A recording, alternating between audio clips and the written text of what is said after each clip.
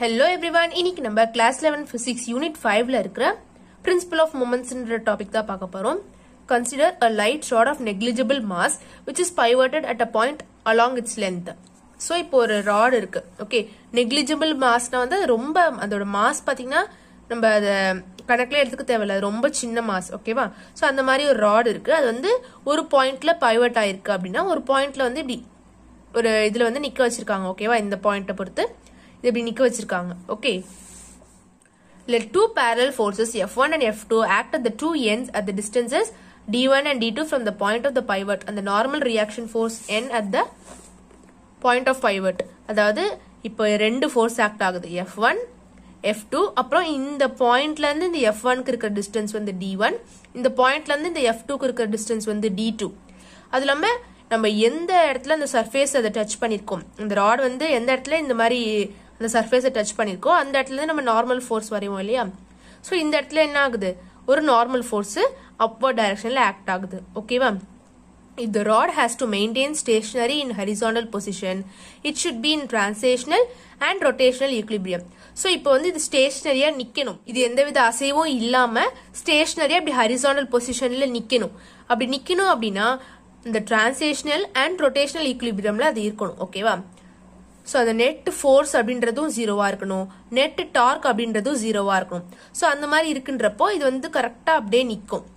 Okay, so அப்போ net force அப்படின்றது zero அப்படின்னா நம்மளுக்கு என்ன வரும், F1 F2 N இந்த மூணுத்தையும் ஆட் பண்ணா நம்மளுக்கு நெட்டா கிடைக்கிறது என்னது, ஜீரோவா இருக்கணும். சோ இது வந்து மைனஸ் F1 போட்டிருக்காங்க, ஏன்னா அது வந்து மைனஸ் டைரக்ஷன்ல இருக்கு இல்லையா? So minus F1 plus N. Okay, plus N minus F2 is equal to zero. So இப்படி இருந்துச்சு அப்படின்னா தான் அது வந்து நெட் ஃபோர்ஸ் எப்படி இருக்கும், ஜீரோவா இருக்கும். ஓகே, சோ நம்மளுக்கு என்ன அப்படின்றது என்னன்னு கிடைக்கும், N is equal to F1 plus F2 அப்படின்னு கிடைக்கும். சோ இது ரெண்டுத்தையும் நம்ம அந்த சைடு கொண்டு போயிட்டோம் அப்படின்னா N is equal to F1 plus F2 அப்படின்னு கிடைக்கும். அதாவது N வந்து அப்வர்ட்ல இருக்கு, F1 F2 வந்து டவுன்வர்ட்ல இருக்கு. சோ இந்த டவுன்வர்ட்ல எவ்வளவு ஃபோர்ஸ் இருக்கோ அவ்வளவு ஃபோர்ஸ் அப்வர்ட்லயே இருந்துச்சுன்னா மட்டும்தான் அது வந்து என்ன ஆகும், நம்மளுக்கு நெட் ஃபோர்ஸ் அப்படின்றது ஜீரோவா இருக்குமா? சோ அதனால N is equal to F1 plus F2. அதே மாதிரி நம்மளுக்கு நெட் டார்க் வந்து ஜீரோவா இருந்துச்சு அப்படின்னா D1 into F1. அதாவது இப்போ இது வந்து என்னது மைனஸ் எக்ஸ் டைரக்ஷனா, இப்போ இது வந்து ஒரிஜின் வச்சுக்கோங்க, இது மைனஸ் எக்ஸ் டைரக்ஷன், இது பிளஸ் எக்ஸ் டைரக்ஷனா. So minus D1 minus F1 அப்படின்னு வருமா? சோ இதுவும் நெகட்டிவ்ல இருக்கு, இதுவும் நெகட்டிவ்ல இருக்கு. So minus D1 into minus F1 அப்படின்னு வரும்போது நம்மளுக்கு பிளஸ் D1 F1 அப்படின்னு வரும் இல்லையா? மைனஸும் மைனஸும் கேன்சல் ஆயிட்டு D1 F1 மட்டும் வரும். இங்க வந்து பிளஸ் D2 மைனஸ் F2 அப்படின்னு வரும். பிளஸ் D2 மைனஸ் F2 வரும்போது நம்மளுக்கு என்ன வரும், மைனஸ் D2 F2 அப்படின்னு வரும். ஓகேவா? சோ இந்த டார்க்கும் இதோட டார்க்கும் பிளஸ் பண்ணும் போது நம்மளுக்கு ஜீரோன்னு வரணும். ஓகே, சோ இது ரெண்டும் நம்ம மைனஸ் மைனஸ் கேன்சல் ஆயிட்டு நம்மளுக்கு பிளஸ்ல வருது. இது வந்து இந்த இடத்துல பிளஸ், இது மைனஸ். சோ இது மல்டிப்ளை பண்ணும்போது நம்மளுக்கு மைனஸ் D2 F2 அப்படின்னு வருது, இஸ் ஈக்குவல் டு ஜீரோ. அப்படின்னா வந்து D1 F1 is equal to D2 F2 வருமா? இது அந்த பக்கம் போயிடுச்சுன்னா D1 F1 is equal to D2 F2 அப்படின்னு வரும்.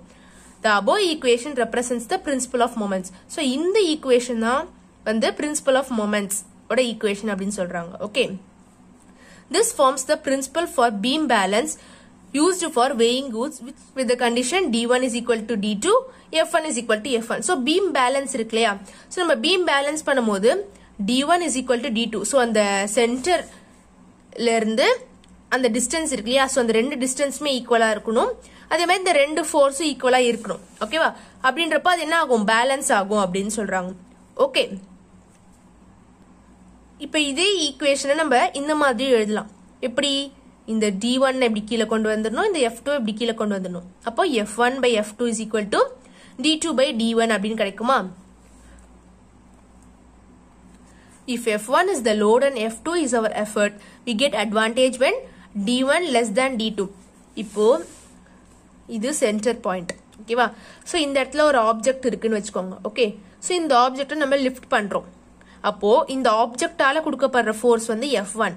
ஓகே, இது லிஃப்ட் பண்றதுக்கு நம்ம இப்படி ஒரு ஃபோர்ஸ் கொடுப்போம் இல்லையா? இந்த இடத்துல நம்ம ஹேண்ட் இருக்குன்னு வச்சுக்கோங்க, நம்ம இது லிஃப்ட் பண்றதுக்கு நம்ம ஒரு எஃபர்ட் கொடுப்போம் இல்லையா? சோ அந்த எஃபர்ட் தான் வந்து F2. Okay, so F1 is the load and F2 is the effort.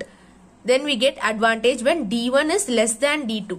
So நம்மளுக்கு எப்போ ஒரு அட்வான்டேஜ் கிடைக்கும் அப்படின்னா இந்த D1 வந்து D2 ஓட சின்னதா இருந்துச்சு அப்படின்றப்போ நம்ம ஈஸியா இதை தூக்கிடலாம். ஓகே, ஸோ இங்க வந்து லோடு இருக்கு. இந்த லோடால கொடுக்கப்படுற எஃபர்ட் வந்து F1. ஸோ இங்க நம்ம கொடுக்குற எஃபர்ட் வந்து F2. இப்போ இந்த சென்டர் பாயிண்ட்டுக்கும் இந்த ஆப்ஜெக்ட்க்கும் இருக்கிற டிஸ்டன்ஸ் வந்து இந்த டிஸ்டன்ஸை விட கம்மியா இருந்துச்சுன்னா நம்மளுக்கு ஒரு அட்வான்டேஜ் கிடைக்கும். நம்ம ஈஸியா அதை ஆப்ஜெக்டை தூக்கிடலாம் அப்படின்னு சொல்றாங்க. Okay, this implies that F1 is greater than F2. Hence, we could lift a large load with a small effort. The ratio D2 by D1 is called mechanical advantage of the simple lever. The pivoted point is called fulcrum. அதாவது mechanical advantage அப்படின்னா வந்து இப்போ ஒரு machine இருக்கு.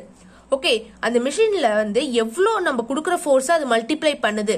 ஓகேவா, நம்ம கொஞ்சம் force கொடுத்தா அது எவ்வளோ அந்த ஃபோர்ஸ் வந்து மல்டிப்ளை பண்ணுது அப்படின்றத நம்ம மெக்கானிக்கல் அட்வான்டேஜ் அப்படின்னு சொல்லுவோம்.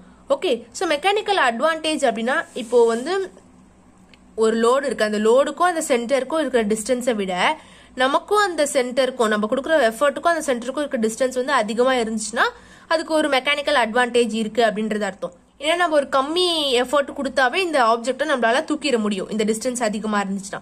ஸோ அதுக்கு வந்து ஒரு மெக்கானிக்கல் அட்வான்டேஜ் இருக்குன்னு அர்த்தம். அதே வந்து இந்த டிஸ்டன்ஸ் வந்து இந்த டிஸ்டன்ஸை விட அதிகமா இருந்துச்சுன்றப்போ நம்ம கஷ்டப்பட்டு அந்த ஆப்ஜெக்டை லிஃப்ட் பண்ணணும். ஓகேவா, ஸோ அப்போ வந்து நம்மளுக்கு மெக்கானிக்கல் அட்வான்டேஜ் இல்லைன்னு அர்த்தம். ஓகே, அதான் இங்க கொடுத்துருக்காங்க.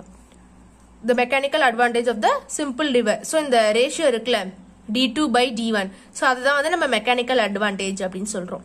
The pivoted point is called fulcrum. So இந்த பாயிண்ட் நம்ம fulcrum அப்படின்னு சொல்லுவோம். Okay, mechanical advantage MA is equal to D2 by D1. There are many simple machines that work on the above mentioned principle. So இந்த பிரின்சிபலை வச்சு வந்து நிறைய machine வந்து work ஆயிட்டு இருக்கு அப்படின்னு சொல்றாங்க. ஓகே, ஸோ அவ்வளோதான் இந்த வீடியோ. தேங்க்யூ ஃபார் வாட்சிங்.